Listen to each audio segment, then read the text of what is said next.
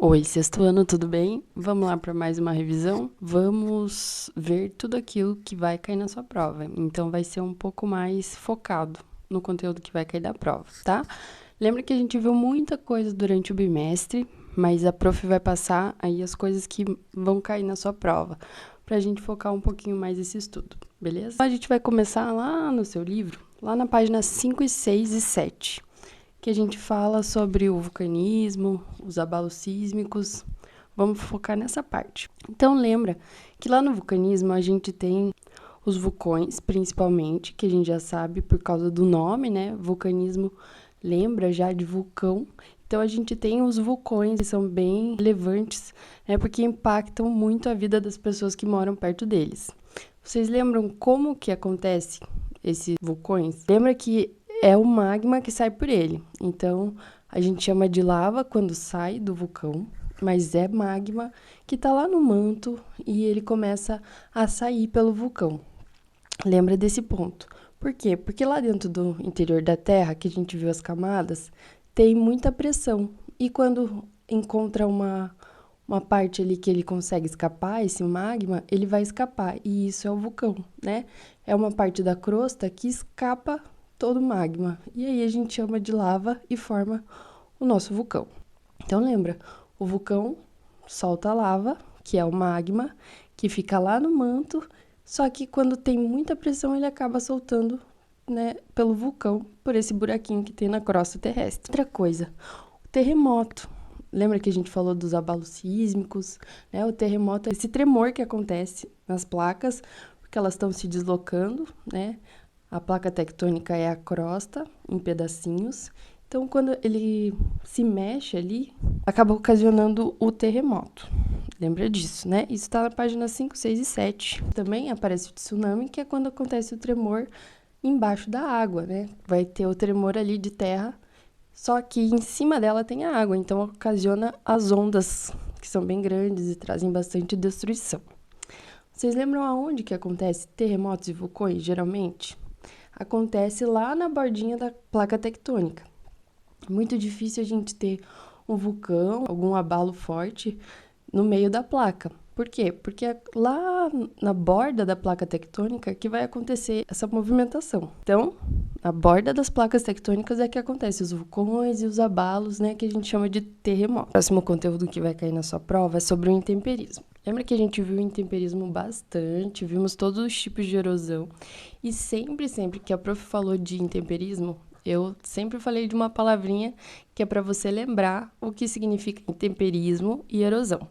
Então, a gente tem a palavra desgaste. Lembra que intemperismo, esse intemperismo físico que a gente vê, é a erosão, e a erosão significa desgaste, né? Então, o desgaste da rocha. A gente viu que tem vários tipos de erosão que acontecem.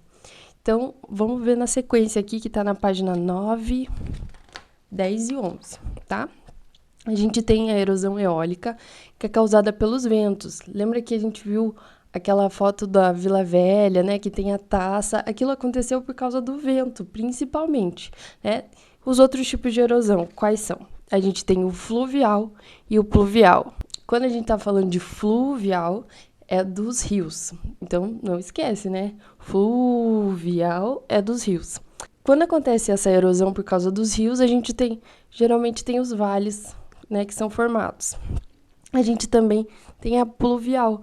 Erosão pluvial é da chuva, não esquece. Erosão glacial. Esse aí é mais fácil de lembrar. O nome lembra, né, a gente do gelo. Então, quando a gente fala de erosão glacial, é por causa do gelo. Vai acontecer nos lugares mais frios, né? Não vai acontecer, por exemplo, aqui no Paraná, que é quente, né? Vai acontecer onde tem gelo, onde tem muita formação de gelo. Essa erosão de gelo aí, né, que acontece pelo gelo, ele vai formar também as morainas ou morenas que a gente chama, né, que tem até uma imagem no seu livro, a prof vai por aqui também. Então vai acontecer isso. E a erosão marinha, aquela que a gente vê na praia, né? Vê acontecendo na praia é quando a onda do mar bate muito nas rochas e forma as nossas praias. Aí com essa areia que tem pedaços bem pequenininhos, esses pedaços bem pequenininhos são rochas. Você não pode esquecer disso. Lá na página 15 começa a falar dos minérios. Então, os minérios, lá na página 15, a gente vai ter 3 tipos: os minérios metálicos, os minérios não metálicos e os minérios radioativos. Esse conteúdo a gente já viu faz tempo, então você precisa lembrar, tá lá na página 15. Os minerais metálicos, né? Esse metal aí que tem, ele tem um brilho especial. Então, a gente conhece, pelo menos de ver uma foto, a gente consegue conhecer esses metais. Que é, por exemplo, o ouro. Quando a gente tem o ouro, né? Geralmente em joia, a gente vai ter aí um brilho bem específico e diferente, né? Ele é brilhoso. Os dois que eu queria falar principalmente é o ouro e o alumínio. O ouro a gente usa para fazer joias, né? Isso aí a gente conhece.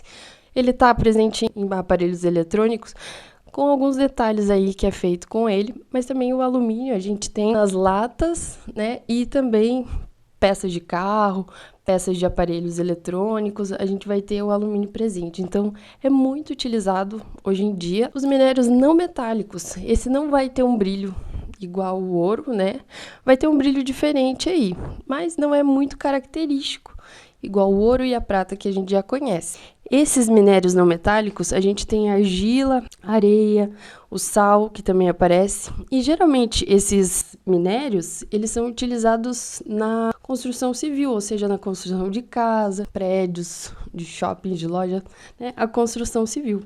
Claro que o sal não, o sal a gente utiliza no dia a dia, mas a areia e a argila são utilizados nessas construções, na construção civil. E o último que tem ali na página 15 são os minérios radioativos. Esse a gente já conhece por outras histórias, né? Por ser um pouco perigoso.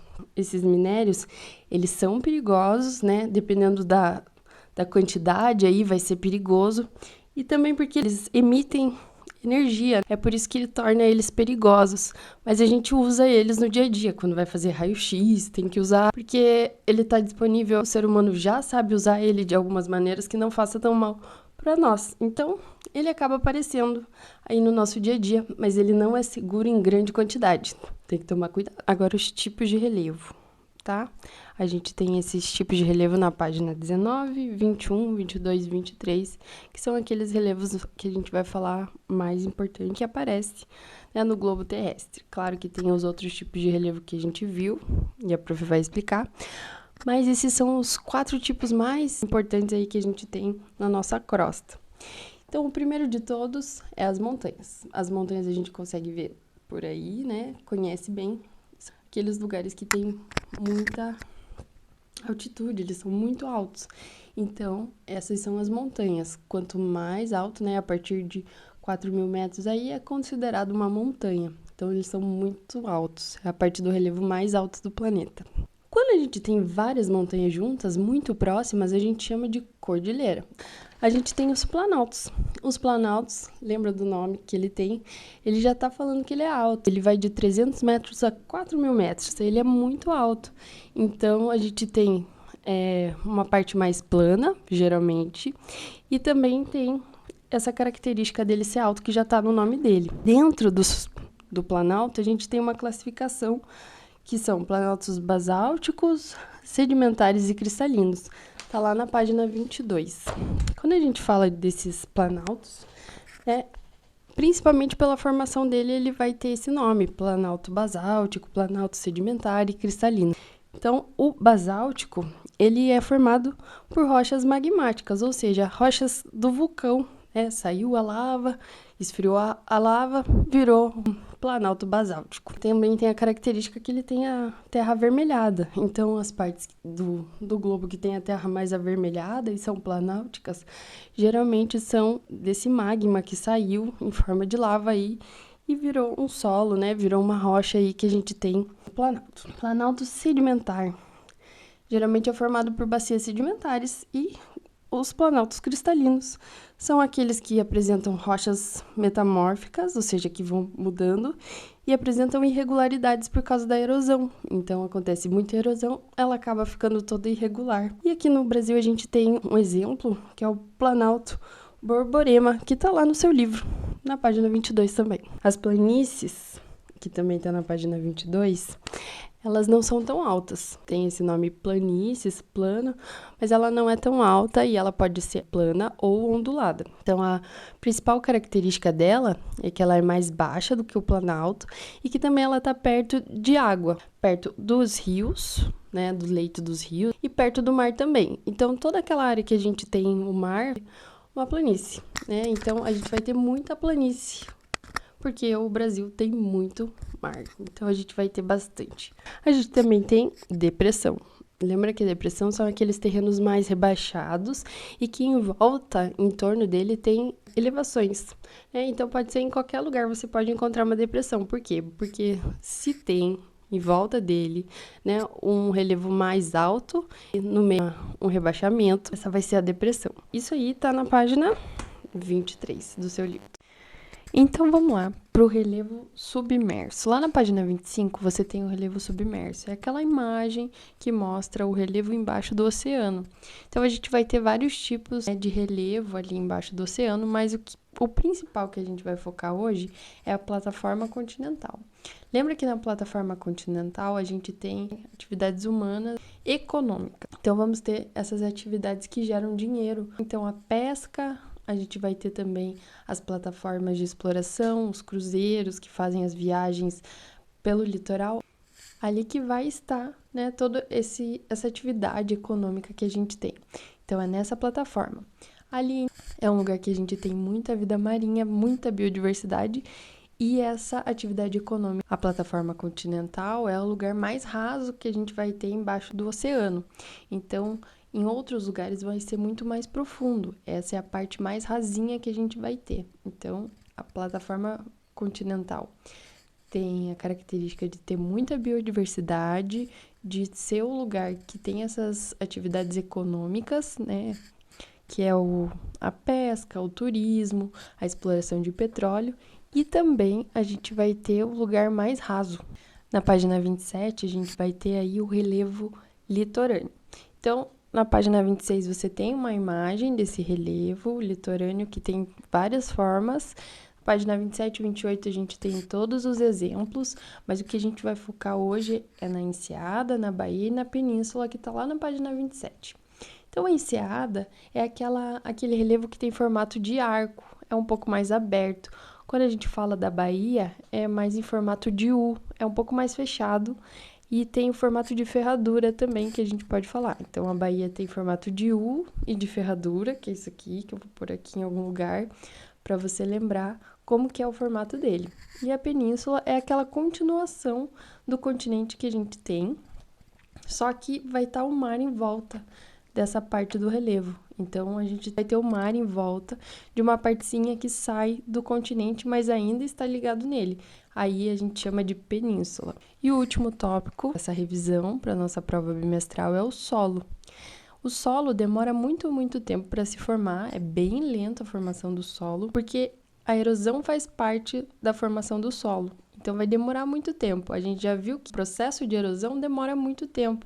Então, essa formação do solo vai demorar muito tempo também. Por quê? Porque não é só a rocha que vai formar esse solo, mas também várias outras coisas, como outros minerais.